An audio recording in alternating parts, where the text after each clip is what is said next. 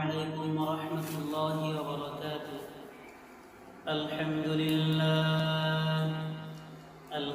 لله نحمده ونستعينه ونستغفره ونؤمن به ونتوكل عليه ونعوذ بالله من شرور أنفسنا ومن سيئات أعمالنا.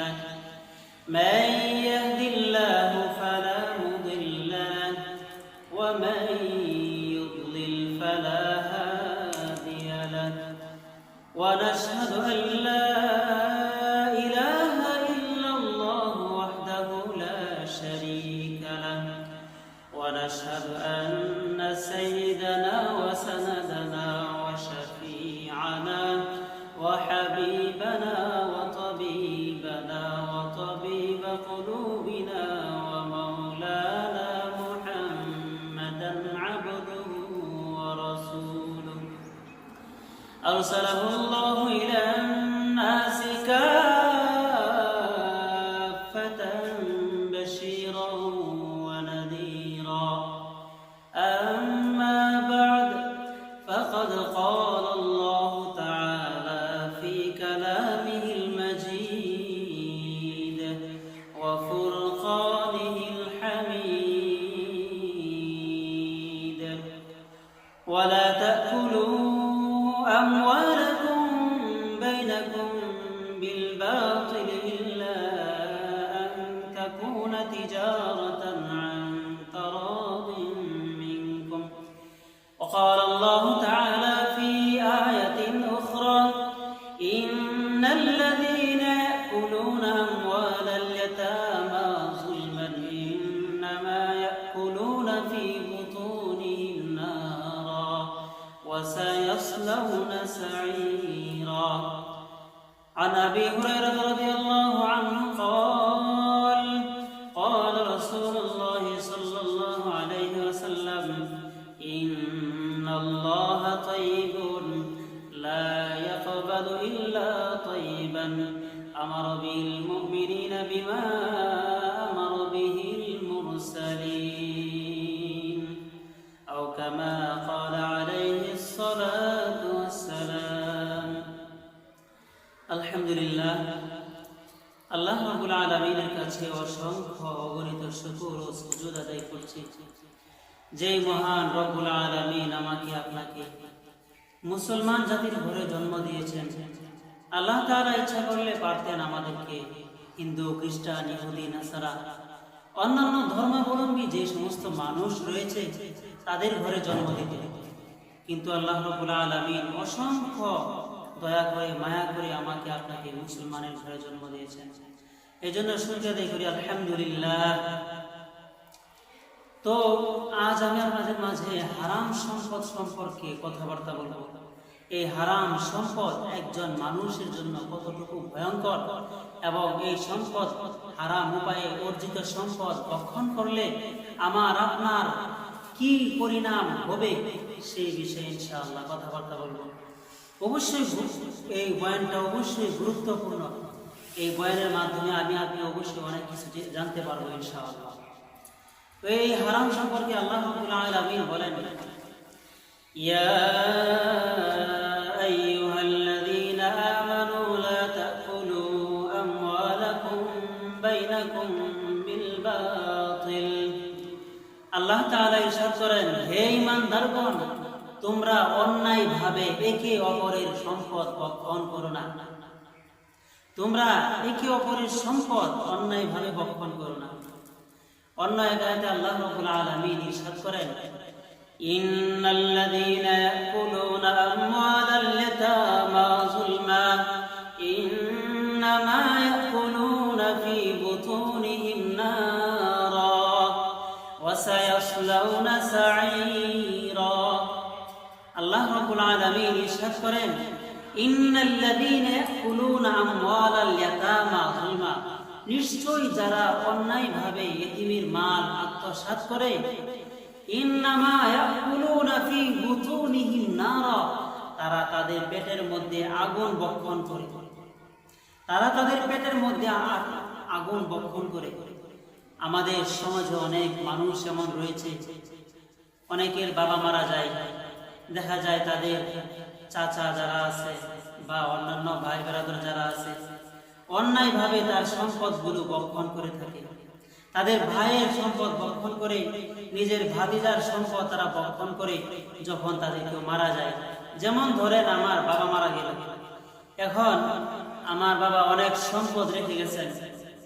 এখন আমার চাচারা চিন্তা করলো এই ভাতিজার তো কেউ নাই, তার বাবা যেহেতু মারা গেছে, এখন আমরা কয়েকজন মিলে তার সম্পদগুলো আমরা কেড়ে নেই, আত্মসাৎ করে নেই। আল্লাহ রাব্বুল আলামিন এই সমস্ত ব্যক্তিদের সম্পর্কে বলেন, ইন্নাল্লাযীনা ইয়াকুলুনা আমওয়ালাল ইয়াতামা যুলমা, নিশ্চয় যারা অন্যায়ভাবে অপরের সম্পদ এতিমের মাল ভক্ষণ করে, নিশ্চয় তারা তাদের পেটের মধ্যে আগুন ভক্ষণ করে। ওয়াসায়াসলাউনা সাঈরা, এবং তাদের জন্য রয়েছে কঠিনতম শাস্তি। এজন্য মুহতারাম হাজিরিন, অন্যায়ভাবে আপনারা এতিমের মাল কখনোই ভক্ষণ করবেন না, কখনোই ভক্ষণ করবেন না। আল্লাহ রাব্বুল আলামিন আমাদের সবাইকে এই যে অন্যায়ভাবে যেন আমরা এতিমের মাল ভক্ষণ না করি, সেই বিষয় থেকে আল্লাহ আমাদেরকে হেফাজত করুন, আমিন। এই বিষয়ে আল্লাহ রাব্বুল আলামিন অন্য এক আয়াতে ইরশাদ করেন, ইয়া আইয়ুহাল্লাযীনা আমানু কুলু মিন তাইয়্যিবাতি মা রাযাকনাকুম, যে হে ঈমানদারগণ, কুলু তোমরা ভক্ষণ করো, মিন তাইয়্যিবাতি মা রাযাকনাকুম, তোমাদেরকে আল্লাহ রাব্বুল আলামিন যে রিজিক দিয়েছেন তা থেকে তোমরা ভক্ষণ করো, যে রিজিকটা তোমাদের জন্য হালাল। ইয়া আইয়ুহাল্লাযীনা আমানু, হে ঈমানদারগণ, কুলু তোমরা ভক্ষণ করো, মিন তাইয়্যিবাতি পবিত্র খাদ্য, মা রাযাকনাকুম যা আমি তোমাদেরকে রিজিক স্বরূপ দিয়েছি। রিজিক স্বরূপ যে খাদ্য সামগ্রী আমি তোমাদেরকে দিয়েছি তা তোমরা ভক্ষণ করো। এই বিষয়ে হযরত আবু হুরায়রা রাদিয়াল্লাহু আনহু এর হাদিস আমরা শুনব। عن أبي هريرة رضي الله عنه قال قال رسول الله صلى الله عليه وسلم إن الله طيب لا يقبل إلا طيبا أمر بالمؤمنين بما أمر به المرسلين। এই হাদিসের মূল সারাংশ হচ্ছে, আপনি যদি হারাম উপায়ে হারাম সম্পদ যদি আপনি ভক্ষণ করেন বা আপনি যদি ব্যয় করেন, আল্লাহ তাআলা কিন্তু পবিত্র, আর তিনি পবিত্র বস্তুকে গ্রহণ করে থাকেন। সুতরাং আপনি যদি হারাম সম্পদ আপনি ভক্ষণ করেন, এটা আল্লাহ তাআলার দরবারে কোশ্চিনকালেও তা কবুল হবে না, তা কখনোই গ্রহণযোগ্য হবে না। যেমন আমি যে হাদিসটা বর্ণনা করেছি, আন আবি হুরায়রা রাদিয়াল্লাহু আনহু قال, হযরত আবু হুরায়রা রাদিয়াল্লাহু তাআলা আনহু থেকে বর্ণিত, তিনি বলেন, قال রাসূলুল্লাহ সাল্লাল্লাহু আলাইহি ওয়াসাল্লাম, রাসূল সাল্লাল্লাহু আলাইহি ওয়াসাল্লাম ইরশাদ করেছেন, ইন্নাল্লাহা তাইয়্যিবুন, নিশ্চয়ই আল্লাহ তাআলা পবিত্র, লা ইয়াকবালু ইল্লা তাইয়্যিবান, পবিত্র বস্তু সামগ্রী ছাড়া তিনি হারাম বস্তু কখনোই গ্রহণ করেন না, তিনি কখনোই গ্রহণ করেন না। আমারা বিল মুমিনিনা বিমা আমারা বিহিল মুরসালিন, তিনি মুমিনদেরকে যে আদেশ দিয়েছেন রাসূলদেরকেও সে আদেশ দিয়েছিলেন। রাসূলদেরকে আল্লাহ রাব্বুল আলামিন কি আদেশ করেছিলেন? ইয়া আইয়ুহার রাসূল কুলু মিনাত তাইয়্যিবাতি ওয়া'মালু সালিহাত, ইয়া আইয়ুহার রাসূল, হে রাসূলগণ, কুলু মিনাত তাইয়্যিবাত, আপনারা পবিত্র খাদ্য সামগ্রী ভক্ষণ করুন, ওয়া'মালু সালিহাত, এবং আপনারা এই সৎ কাজ করেন। এজন্য আমরা যারা মুমিন বা আমরা নিজেদেরকে দাবি করি, আমাদেরকে আল্লাহ রাব্বুল আলামিন সে আদেশ দিচ্ছেন যে আদেশ রাসূলগণকে আল্লাহ রাব্বুল আলামিন আদেশ দিয়েছিলেন। আর সে আদেশটা কি? যে হে রাসূল, আপনারা পবিত্র খাদ্য সামগ্রী ভক্ষণ করুন এবং সৎ কাজ করুন। এই আয়াতের মাধ্যমে আমরা কি বুঝলাম?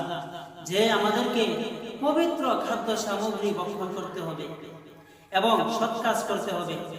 এখন যদি আপনি যদি আপনার ভিতরে যদি বিন্দু মাত্র আমি আপনি যদি এই হারাম উপায়, আর এটাও কি হারাম উপায়ে অর্জিত সম্পদ, এই বিষয়ে রাসূল সাল্লাল্লাহু আলাইহি ওয়াসাল্লাম বলেন, قال رسول الله صلى الله عليه وسلم من اشترى ثوبا ب10 دراهم। রাসূল সাল্লাল্লাহু আলাইহি ওয়াসাল্লাম ইরশাদ করেছেন, মান ইশতারা থাওবান ব10 দারাহিম, যদি কোনো ব্যক্তি 10 দিরহামের বিনিময়ে একটি কাপড় সে ক্রয় করে, ওয়াফিহি দিরহামুন হারামুন, আর এই 10 দিরহামের মধ্যে একটি দিরহাম হারাম থাকে, লাম তুকবাল লাহু সালাতুন মা দামা আলাইহি, তাহলে এই কাপড়টা, এই হারাম উপায়ে যে সম্পদটা, সেই সম্পদের মাধ্যমে সে যে কাপড়টা পরিধান করেছে, সেই কাপড়টা তার শরীরের মধ্যে যতক্ষণ পর্যন্ত থাকবে ততক্ষণ পর্যন্ত লাম তুকবাল লাহু সালাতুন, তার কোনো নামাজ আল্লাহ রাব্বুল আলামিন কবুল করবেন, কোনো নামাজ আল্লাহ তাআলা কবুল করবেন না। তাহলে 10 দিরহাম থেকে আপনি মাত্র এক দিরহাম আপনার হারাম, বাকি 9 দিরহাম কি ছিল? হালাল ছিল। তারপরেও রাসূল সাল্লাল্লাহু আলাইহি ওয়াসাল্লাম কি বলছেন? আপনার শরীরের মধ্যে যতক্ষণ পর্যন্ত এই কাপড়টা থাকবে আল্লাহ তাআলা আপনার আমল, আপনার ইবাদত, আপনার নামাজ কবুল করবেন। তাহলে বুঝেন আমার আপনার কি পরিণাম হবে। অন্য এক হাদিসে রাসূল সাল্লাল্লাহু আলাইহি ওয়াসাল্লাম বলেন, ইন্নাল আবদা লা ইয়াগদিফুল লুকমাতাল হারামা ফি জাওফিহি, নিশ্চয় বান্দা যখন তার পেটের মধ্যে কোনো হারাম কোনো খাদ্য সামগ্রী ভক্ষণ করে, লাম তুকবাল লাহু সালাতু 40 ইয়াওমা, তাহলে 40 দিন পর্যন্ত তার কোনো আমল আল্লাহ তাআলা কবুল করেন না। 40 দিন পর্যন্ত আপনি যদি কোনো হারাম ভক্ষণ করেন, আর সেই হারাম ভক্ষণ করেন যদি, তাহলে 40 দিন পর্যন্ত আপনার কোনো আমল আল্লাহ তাআলা কবুল করবেন না। আর সেই যে আপনি যে সম্পদটা আপনার হারাম উপায়ে যেই অর্জিত সম্পদের মাধ্যমে আপনি খাবারটা ভক্ষণ করেছেন, এটা আপনার জাহান্নামে যাওয়ার জন্য সবচেয়ে উত্তম হয়ে যায়। নাউযুবিল্লাহ।